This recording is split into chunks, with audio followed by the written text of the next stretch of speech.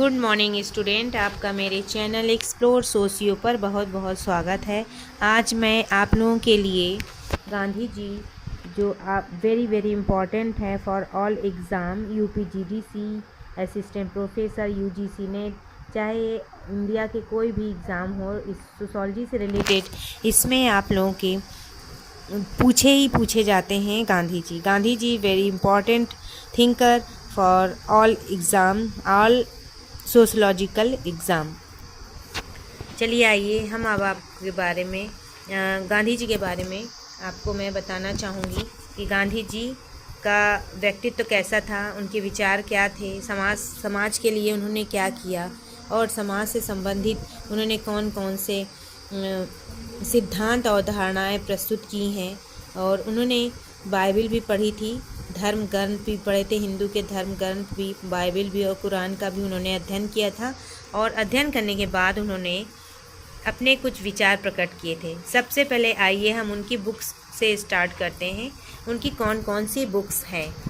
गांधी जी की प्रमुख कृतियाँ: नवजीवन 1919 में, इंडियन ओपिनियन 1903 में, हिंद स्वराज 1909 में, यंग इंडिया 1919 में, दक्षिण अफ्रीका में सत्याग्रह 1927, आत्मकथा सत्य के साथ मेरे प्रयोग की कहानी 1927, गुजराती में, मेरे सपनों का भारत 1927 में, हरिजन 1933, मेरे सपनों का भारत 1947, आरोग्य की कुंजी।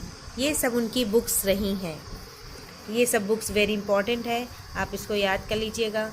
और जो कि एग्ज़ाम के पॉइंट ऑफ व्यू से वेरी इम्पॉर्टेंट।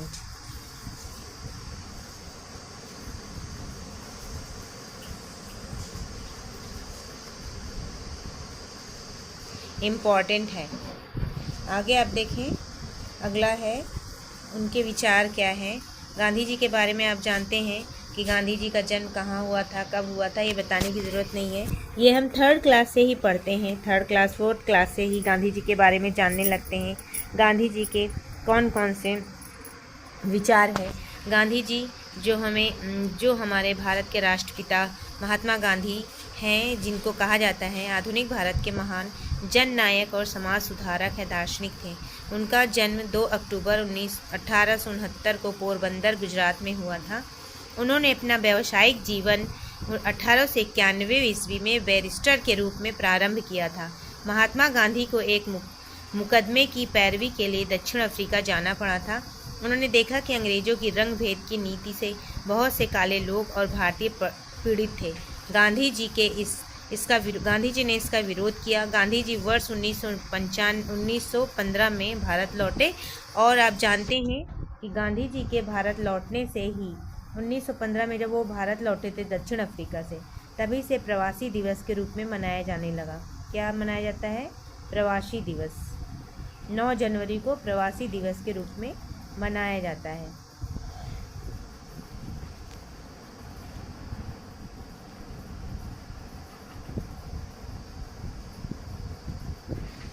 देखिए फिर आगे, क्योंकि दक्षिण अफ्रीका में जो अंग्रेज़ों के द्वारा रंग भेद नीति अपनाई गई थी, उसके लिए उन्होंने आंदोलन किया था और दक्षिण अफ्रीका में वहाँ के रंग भेद नीति का विरोध किया था और आंदोलन किया था। उनका सबसे पहले सत्याग्रह या आंदोलन दक्षिण अफ्रीका में हुआ था। प्रथम विश्व युद्ध 1914 और 18 के बाद अंग्रेज़ों ने भारतीयों पर अत्याचार जारी रखा। गांधी जी ने अहिंसा पर बल देकर जनता के उग्र आंदोलन को अहिंसात्मक होने से बचाया। उन्होंने भारतीय राष्ट्रीय कांग्रेस का नेतृत्व भी संभाला। उन दिनों राष्ट्रीय आंदोलन की प्रमुख संस्था कांग्रेस थी। आप जानते हैं कि भारत की प्रथम जो राजनीतिक पार्टी थी वो कांग्रेस ही थी, जिसकी स्थापना 1885 ईस्वी में A.O. ह्यूम के द्वारा की गई थी। अंग्रेजों ने वर्ष 1939 में द्वितीय विश्व युद्ध में भारतीयों को उनकी इच्छा के विरुद्ध शामिल कर लिया। इसका गांधी जी ने विरोध भी किया। गांधी जी ने वर्ष 1942 में इसके विरोध में भारत छोड़ो आंदोलन चलाया। 15 अगस्त 1947 को भारत को स्वतंत्रता मिली, परंतु भारत को 2 टुकड़े हो चुके थे। महात्मा गांधी ने धार्मिक सहिष्णुता और एकता का प्रचार भी किया था। 30 जनवरी 1948 ईस्वी में नाथूराम गोडसे के द्वारा महात्मा गांधी की गोली मारकर हत्या कर दी गई थी। अब ये सब घटनाएं आप जानते होंगे, अच्छी तरह से आपको पता होगा कि गांधी जी की हत्या क्यों और किसने की थी। अब आइए देखते हैं। देखिए, गांधी जी की जब हत्या हुई थी 30 जनवरी को, तो 30 जनवरी को किस रूप में मनाया जाता है? विश्व अहिंसा दिवस के रूप में मनाया जाता है। विश्व अहिंसा दिवस, विश्व अहिंसा दिवस।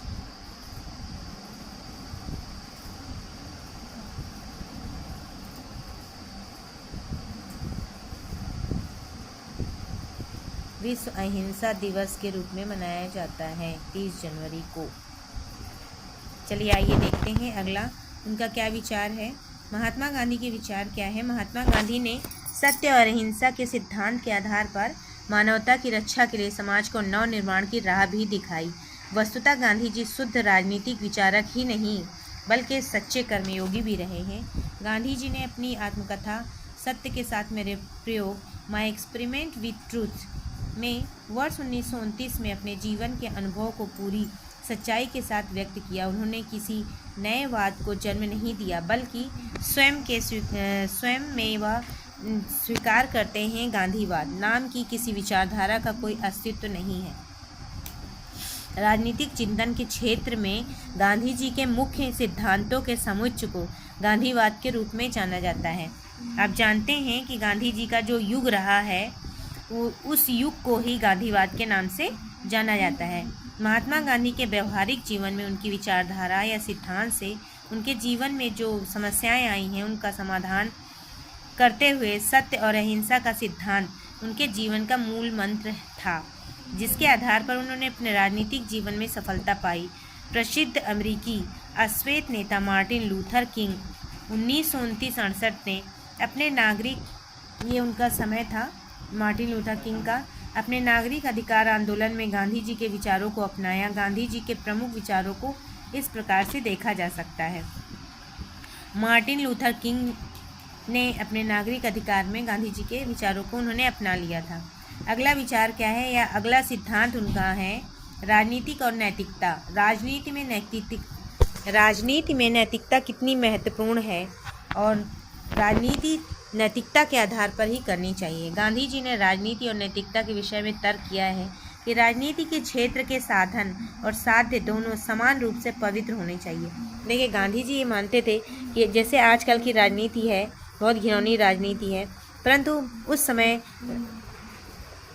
गांधी जी का ये वक्तव्य था कि राजनीति और नैतिकता दोनों पवित्र होने चाहिए। जो साधन और साध्य है ये दोनों समान रूप से पवित्र होना चाहिए। गांधी जी राजनीति को आध्यात्मिक आधार देकर उसे स्वच्छ बनाए रखने का समर्थन किया है। आध्यात्मिक, धार्मिक और नैतिक ये तीनों अभिव्यक्तियां गांधी जी के लिए एक अर्थ का संकेत भी देती हैं। उनके राजनीतिक जो सिद्धांत थे आध्यात्मिक था, धार्मिक था और नैतिक था, एक ही अर्थ का संकेत देती है। धर्म को उन्होंने संकुचित अर्थ में नहीं लिया है। उनकी दृष्टि में विश्व के सभी धर्मों का सार एक ही है। राजनीति के धार्मिक आधार से उनका तात्पर्य यह था कि प्रत्येक राजनीति कृत्य और संस्था को नैतिक कसौटी पर खरा उतरना आवश्यक है। अगला उनका विचार क्या है? आर्थिक स्वतंत्रता का विचार। हम आर्थिक रूप से स्वतंत्र हो, इसी आधार पर उन्होंने नमक सत्याग्रह आंदोलन किया था, असहयोग आंदोलन किया था। जो उन्होंने 1947 के पीरियड में जो उन्होंने आंदोलन किया था, भारत छोड़ो आंदोलन और नमक सत्याग्रह आंदोलन, ये इसी तरह के आर्थिक स्वतंत्रता वाले आंदोलन थे। वो अंग्रेज़ों की दबाव में रहकर किसी चीज़ को खरीदना ये हमारे वश में नहीं था। देखिए, उस समय क्या होता था कि जब अंग्रेज़ क्या करते थे, यहाँ से सस्ता माल ले जाकर इंग्लैंड में उद्योगों द्वारा उसको स्थापित करते थे। जैसे कपास लेकर जाते थे और वहाँ पर मशीनों के द्वारा उसको कपड़ा तैयार करते थे और वही कपड़ा लाकर यहाँ भारत में बेचते थे और महंगे कपड़े बेचते थे। और इस तरह से हम लोगों का शोषण होता था। सस्ता माल हम ही से खरीदकर और महंगा माल हम ही को बेचते थे। इस तरह से शोषण का विरोध महात्मा गांधी ने किया था और उन्होंने कपड़ा लेना मना कर दिया था। और नमक सत्याग्रह भी उन्होंने किया था। जैसे असहयोग आंदोलन में उन्होंने कोई भी चीज़ का सहयोग लेने से मना कर दिया था। भारत में जब स्वतंत्रता आंदोलन हुआ था तो जितने भी नेता थे सभी ने अपनी अपनी उपाधियां भी वापस कर दी थी।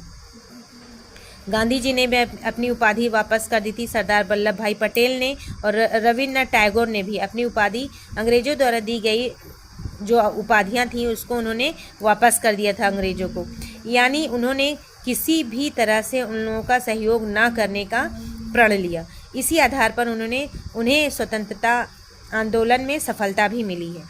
तो आइए देखिए आर्थिक स्वतंत्रता क्या है। गांधी जी ये चाहते थे कि जिस तरह से कपड़े हम अंग्रेज़ों से ख़रीदते इतने महंगे कपड़े, उन्होंने वो क्या किया कि उन्होंने चरखा स्टार्ट किया। चरखा के द्वारा उन्होंने सूत काटना प्रारंभ किया और इस तरह से खादी का प्रयोग स्टार्ट हो गया भारत में और इस तरह से हम कपड़े पहनने लगे खुद के अपने बनाए हुए। उन्होंने आत्मनिर्भर भारत की सपना गांधी जी ने आत्मनिर्भर भारत का सपना देखा था जो आर्थिक स्वतंत्रता का विचार का सूत्रधार है।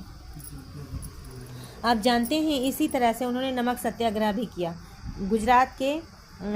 गुजरात में जाकर उन्होंने और दांडी मार्च भी किया था। गुजरात में ही उन्होंने नमक सत्याग्रह किया था और नमक सत्याग्रह में उन्होंने नमक बनाना स्टार्ट किया और इस तरह से हम धीरे धीरे करके आत्मनिर्भर होने लगे। भारत हमारा आत्मनिर्भर होने लगा। अंग्रेज़ों से सहयोग लेना हम लोगों ने स्वीकार नहीं किया है, ना सहयोग देना ना लेना, और खुद आत्मनिर्भर हो जाए।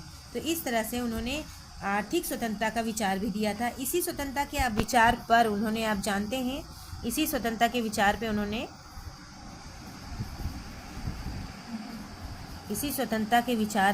उन्होंने क्या लिखा था? ट्रस्टीशिप। आप जानते हैं ट्रस्टीशिप उनका एक सिद्धांत है जिसके तहत ट्रस्टीशिप उनका जो सिद्धांत है ये अक्सर पूछा जाता है एग्ज़ाम के पॉइंट ऑफ व्यू से। यूजीसी नेट में ज़्यादातर ये क्वेश्चन पूछा जाता है ट्रस्टीशिप का सिद्धांत ये किसका है, तो महात्मा गांधी का ये सिद्धांत है। इसमें बताया गया है कि जितने भी हम लोग आर्थिक रूप से समृद्ध होते जा रहे हैं, बड़े लोग जैसे कल कारखाने में काम करने वाले लोग, जो बड़े धनाढ्य लोग हैं, वो लोग अपने इनकम का थोड़ा सा पैसा समाज कल्याण के लिए प्रदान करें, यही ट्रस्टीशिप है। आर्थिक स्वतंत्रता की अब आइए देखते हैं आर्थिक स्वतंत्रता के विचार उन्होंने क्या दिया। आर्थिक स्वतंत्रता की दिशा में गांधी जी ने साम्यवादी सिद्धांत को स्वीकार नहीं किया, बल्कि उन्होंने समस्त भौतिक आवश्यकताओं की पूर्ति के स्थान पर आवश्यकताओं का चयन करने पर बल दिया। उन्होंने शारीरिक श्रम को विशेष महत्व दिया। उनका विचार था कि प्रत्येक सक्षम व्यक्ति को अपनी भौतिक आवश्यकताओं के अनुरूप उत्पादन के योग्य योगदान देने के लिए स्वयं शारीरिक श्रम करना चाहिए। उनका कहना था कि जब सभी व्यक्ति श्रम करेंगे तो सामाजिक विषमता समाप्त हो जाएगी और वर्गहीन समाज की स्थापना भी होगी। जैसे कि कार्ल मार्क्स ने कहा था कि साम्यवाद को उन्होंने वर्गविहीन समाज कहा था। सर्वप्रथम वर्गविहीन समाज था।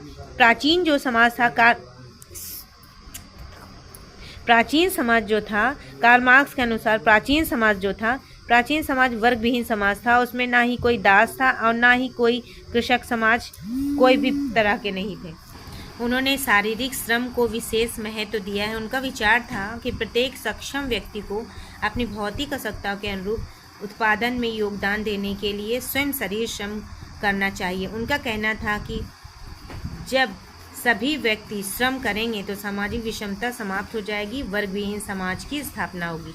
जिस तरह से कार्ल मार्क्स ने बताया था कि प्राचीन काल में कोई भी वर्ग नहीं था, आदिम काल में कोई भी वर्ग नहीं था, इसी तरह से जब साम्यवाद आएगा तो उसमें भी कोई वर्ग नहीं होगा, ऐसा कार्ल मार्क्स ने कहा था। उसी कार्ल मार्क्स के विचार को अपनाते हुए गांधी जी ने भी वर्गविहीन समाज की स्थापना की बात कही है।